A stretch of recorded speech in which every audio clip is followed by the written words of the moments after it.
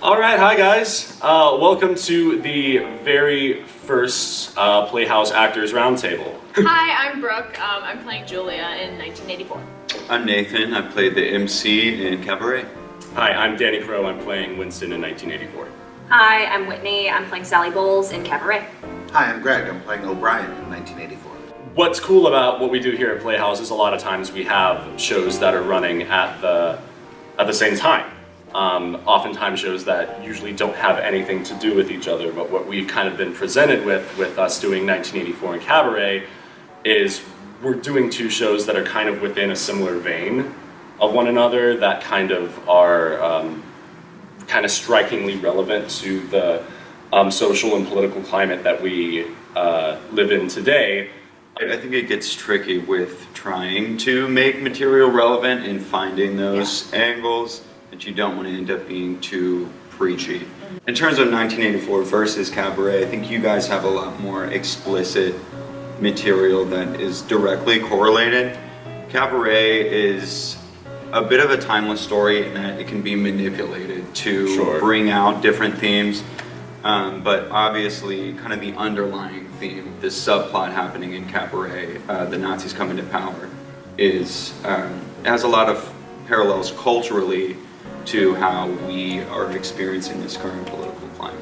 And 1984 is timeless in that sense, even though it's set to a time period of 1984. It's, you don't really know who the party is or what the regime is. It doesn't make explicit references to that, whereas you guys have a very historical. It actually happened. Yeah. It's a bit of a different approach, I think, than you guys, who it's like, this has happened already, like that's a truth, that's a fact, and more of a warning of the danger of it happening again, rather than kind of just the impending doom of 84, where it's like, this is the reality that we live in. That's interesting because it is. I mean, they're both warning shows of you know what could happen. And it's interesting because 1984 is obviously trying to show some future, you know, where we could go and that we need to stay away from. And you know, Cabaret is a reminder of we've been here. Let's not go back. From the past, you know? Yeah. Both are a warning, for sure, and not a solution, a warning. The thing that ties them both together for me is the most helpful for my character, just personally speaking, which is hedonism. Orwell kind of thought that this is how this progression would go after the death of capitalism, with hedonism and then into social, like collectivism, and then that would turn into this oligarchy and collectivism, totalitarianism.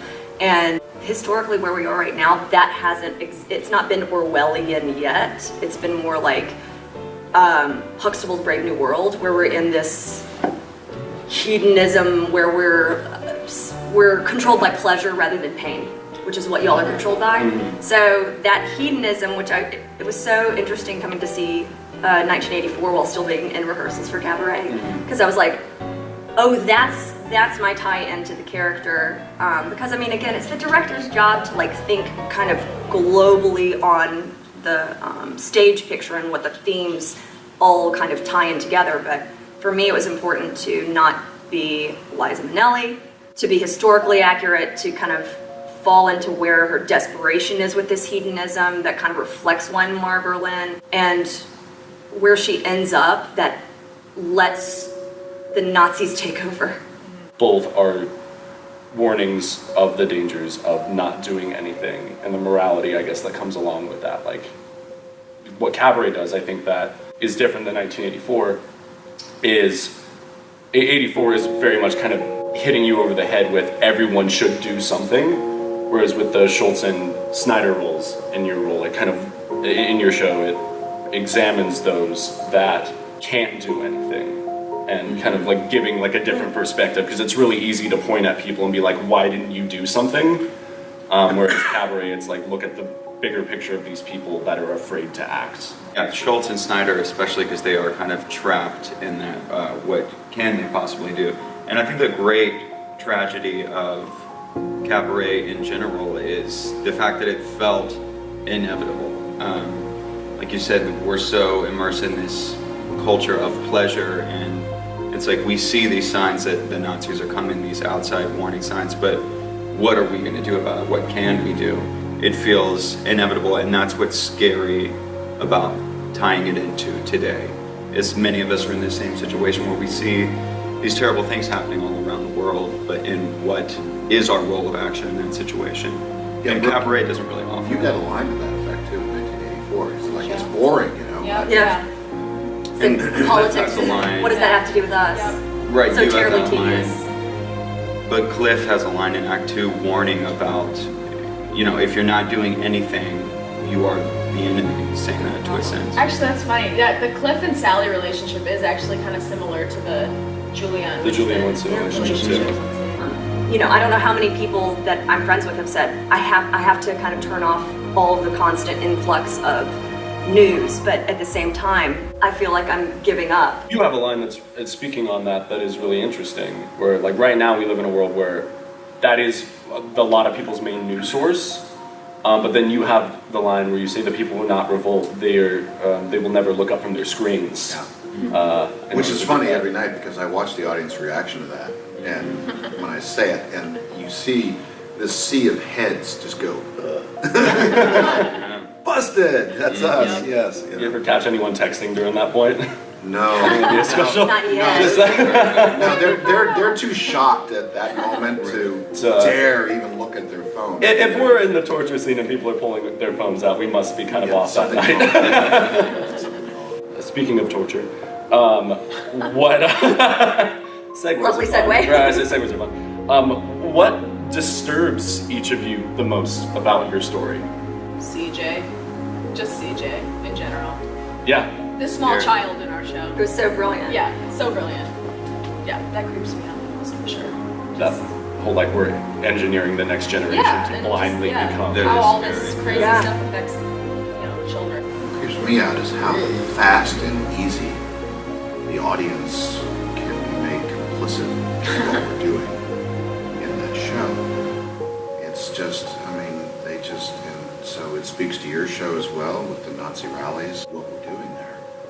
And they're smiling about it too. I mean, Oh, yeah, the there's- high school kids that saw us on Tuesday were laughing and cheering his torture. There's nothing scarier than looking at and seeing people smiling at you getting electrocuted. Yeah. That's not a fun thing. I think it's shocking for people to see just how fast and how easily. But yeah, even though, the audience participation, or like the witnessing, the audience's witnessing of political theater, just the genre of the theater that we're doing, both political, where, people laughing during torture because they're uncomfortable or because they like it, and then they have to go home and go, wait, and they question themselves. Or people enjoying the spectacle of the Kit Kat girls dancing, but then you look at Brittany Church's eyes and realize that they're dead because her character is doing all this beautiful kind of weird angular movement, but it's beautiful, but it's so tragic.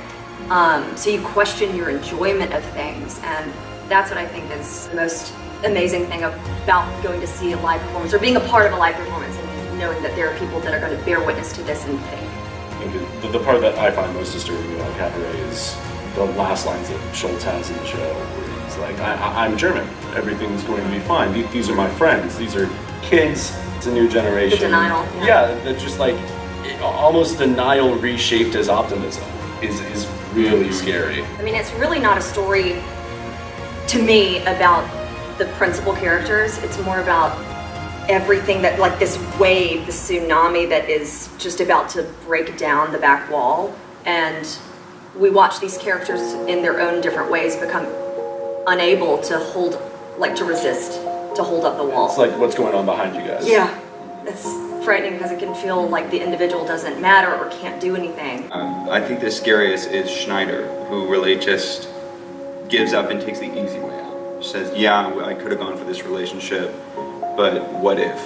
So I'm just gonna pretend like everything is normal. And that kind of apathy, I think, is the scariest choice. Mm-hmm. What are you hoping that audiences take away from our shows? To me, at least as far as 1984 is concerned, it's a story about the variety of ways that we are all cruel to one another and to other creatures that we share this planet with. And it is a story ultimately about cruelty. how easy it is to get into a mindset of being cruel to one another. Why are we that way? I mean, why do we do that? I mean, and of course, my character is sort of the pinnacle of cruelty, but then he has all these people helping him out, and the audience is helping him out, and everybody's helping be real cruel to you. There's a line in the book that got cut from the play. Yeah, you told me about this. Which I love. I wished it had made it into the play, but it really made an impact on me when I first read it. And the line is, the object of torture is torture. It's not to obtain information. It's not to obtain a confession, really. It's the object of torture is to torture. As you can, and you want to be cruel. And so you've got to explore, well, what's behind that psyche? Why do we do that? We do a lot of it. I mean, particularly here in this country right now, where cruelty is being elevated to levels that, are just sort of shocking us. Every day you turn on the news and just like, why are we this cruel? And it's that everyday notion that of that coming day in and day in that is really terrifying to me, because people are starting to become numb to it. Yeah. I think just generally, especially with this genre of theater, is that, they don't just leave entertained, but they leave thinking, and they leave wanting to talk to, whoever they went to see the show with about it. It's something that should open up dialogue. And there's so many different things that both of these shows bring up. I kind of got a joint one. I want people to go see both shows, because what I really kind of search for is balance. I think that balance is what is missing. Some people say that 1984 is what happens when a leftist idea takes over and becomes extreme. It starts off as a democratic, like the idea of democratic socialism, but then it turns into this totalitarianism. And then, Cabaret is a bit more this rightist idea where we're trying to point all of this power towards this one person who says, there is a perfect society and I will create it. They end up going to the same place, which is this structure of power at the top and everybody is down here and powerless. And that, I think, is the scariest thing about both of these shows going on at the same time, but also the wonderful thing is that there has to be balance and equilibrium, and all of these big Democratic or Republican or big government or small government ideas are important, but together and in balance and talking to each other. 1984 is open from April 19th through May 12th at the Circuit Playhouse, and Cabaret opens May 3rd and runs through May 26th over at Playhouse on the Square. You can get tickets for both of them or use your subscription tickets at www.playhouseonthesquare.org.